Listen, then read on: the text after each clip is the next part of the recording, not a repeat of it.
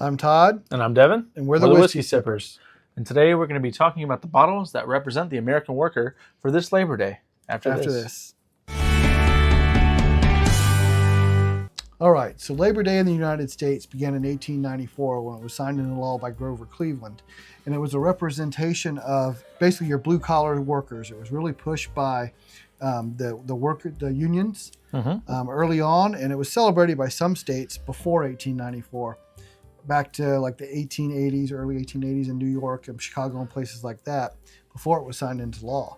And since then, it's supposed to be a celebration of average worker, your blue-collar worker, factories, things like that, the people who really kind of make the nation go.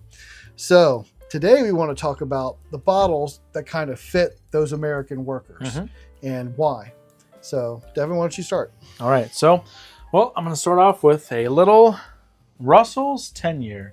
So there's days where you're just like, man, I came home and I want to have a good like pour, nice, easy sipper with some good age, but not too hot, not, nothing undelivering, but something that's going to go, you know what, this was a hard day, but not too hard of a day, but a good day. So for a shelf available option, I feel like this is a pretty good one to just sit back, sip on, neat on ice, some rocks, whatever. And I feel like it's a good start for the working worker in their week. So yeah. Tal, what do you got? All right. So I feel like there's certain distilleries that really represent more the American worker. And this first one is the one that kind of hits closest for me. It's Jack Daniel's. And in this case, the Jack Daniel's Bonded. So the Bottle and Bond Act was the first Consumer Protection Act. It was really aimed at protecting the average person and making sure really that they got whiskey they knew that would be quality and wouldn't be cut or diluted or filled with things that were bad for them. And so I went with something that was bottled in bond, and I picked Jack Daniel's. Jack Daniel's was the first registered distillery. And what's more American than an orphan who was taught how to distill by a freed slave and took nothing and built it into something huge. So to me, I picked that Jack Daniel's Bonded, and that just kind of sits to me as a really solid, this is your normal American worker representation. Awesome.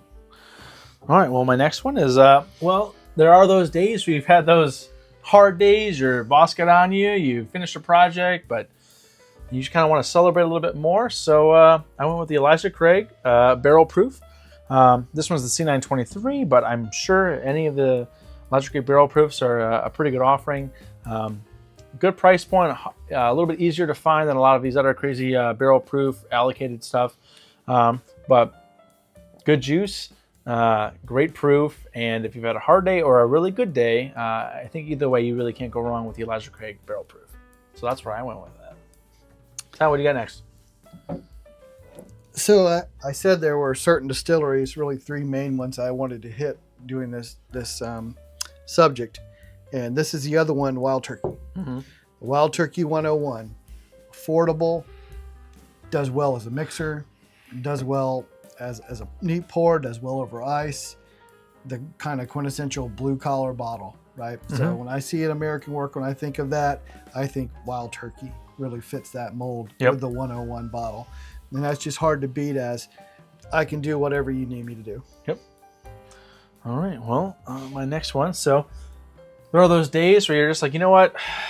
Don't tell anybody, but I want something a little sweeter, a little more, desserty. So I went with the Woodford Reserve Double Oaked. So out of the Woodford profile, this is the one that I really enjoy. It's a sweeter double oak profile, 90.4 proof, and it's usually available on the shelf. Usually about $55 most areas. And if you want something that's like a dessert or like a end of the night, beginning of the night, or just a little small celebratory, I'm done with the day, I felt like this was a good bottle to go with. So that was my pick. Tal, what do you got next? All right. Sometimes, no matter who you are, you want something that's a little harder to get, right? You want something a little special. So with the next one, I went E.H. Taylor Small Batch. Again, bottled in bond. So it's got that Consumer Protection Act part to it. And retail, it's around $50, so it's still affordable. Even though it is hard to find, it can be done, particularly like for us here in Ohio, or if you go down to Buffalo Trace to the distillery, you can get it. And it's just a great pour. It's not overpowering. It's got that bottle and bond aspect, and it's just a great bottle to have. Kind of something you put at the back of the shelf, you pull out every now and then when you want to give yourself a little special pour. Yeah. All right. Well, the last one I went with was a. So you've been doing this 20 years, military, or 50, 30, 20, whatever it is years, and you're like, you know what? I'm retiring.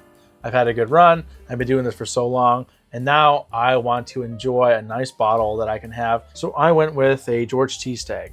I mean, you really can't go wrong with George T. Stagg. 15 plus change years, delicious, high proof, good flavor. I feel like there's got to be that end of the road where you're like, you know what?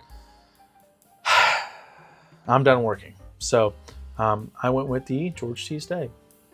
All right. Yeah, so for my final bottle, I also went with what I would consider like the retirement bottle. Something that's more expensive than what you would normally buy. But I wanted something that was maybe a little bit easier to obtain. And also, I think a lot of people don't drink high proof, so I tried to keep all mine around that 100 proof. So I went with the Knob Creek 18.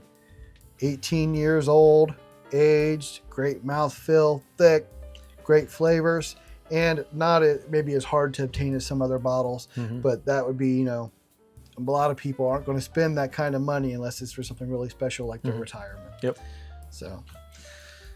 So yeah, tell us what you think. What kind of bottles do you think represent your average American worker, and what would you pick? Yeah. So go ahead and if you like our content, go ahead and subscribe, like, comment, let us know what you think. And I hope everybody has a great Labor Day. Cool. Thank you. And just remember that the best bourbon and whiskey is the one you like the most. Cheers.